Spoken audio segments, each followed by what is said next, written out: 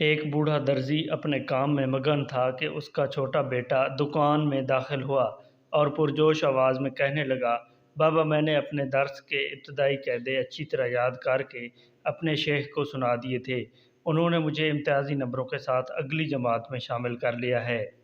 باپ نے خوش ہو کر بیٹے کا ماتھا چوما اور مبارکباد دی تو بیٹا کہنے لگا، بابا آپ نے وعدہ کیا تھا کہ جب میں یہ قاعدے یاد کر لوں گا تو آپ مجھے زندگی گزارنے کا بہترین گر سکھائیں گے۔ بابا آج وہ وعدہ پورا کریں نا؟ بوڑھے درزی نے کہا، ہاں میرے بیٹے مجھے اچھی طرح یاد ہے، میں ذرا کام سے فارغ ہو جاؤں تو پھر تمہیں کچھ حکمت کی باتیں بتاتا ہوں۔ تم ایسا کرو، ذرا وہ کینچی تو مجھے پکڑانا۔ بیٹے نے باپ کو کینچی پکڑائی تو بوڑھے درزی نے کینچی کے ساتھ ایک بڑے کپڑے کو چھوٹے چھوٹے ٹکڑوں میں کاٹنا شروع کر دیا۔ کپڑا کاٹنے کے بعد کینچی کو زمین پر رکھے جوتوں میں پھینک دیا، پھر سوئی اٹھائی، اس میں دھاگا ڈالا اور ان ٹکڑوں کو ایک دوسرے کے ساتھ جوڑ کر خوبصورتی سے سینے لگا۔ ٹکڑوں کو ایک دوسرے کے ساتھ سی کر خوبصورت لباس میں بدلا اور سوئی کو سر پر بندھے عمامے میں لگا دیا، پھر بچ جانے والے دھاگے کو جیب میں ڈال لیا۔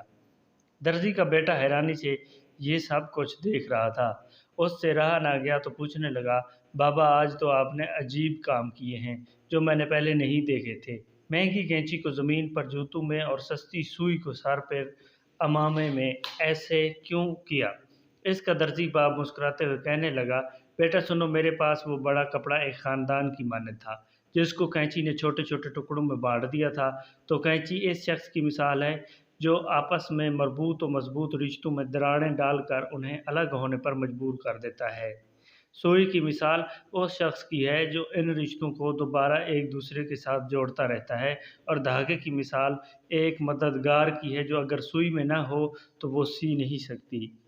اب میرے بیٹے تم نے زندگی بھر اس نصیحت کو یاد رکھنا ہے کہ بظاہر قیمتی دکھائی دینے والے لوگ جو رشتوں کو فرقہ فرقہ کرنے والے ہیں، ان کی جگہ کینچی کی مانند جوتیوں میں ہے، اور ہمیشہ جوڑنے والے لوگ جو سوئی کی طرح بظاہر عام سے کیوں نہ دکھائی دیں، انہیں ہمیشہ عزت و احترام سے سر پر بٹھا کر رکھنا۔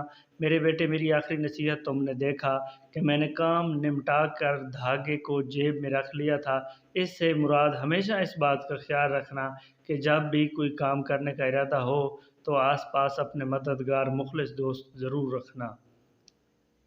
اگر آپ چینل پر نیو ہیں تو اس چینل کو ضرور سبسکرائب کریں۔ Thanks for watching. اللہ حافظ۔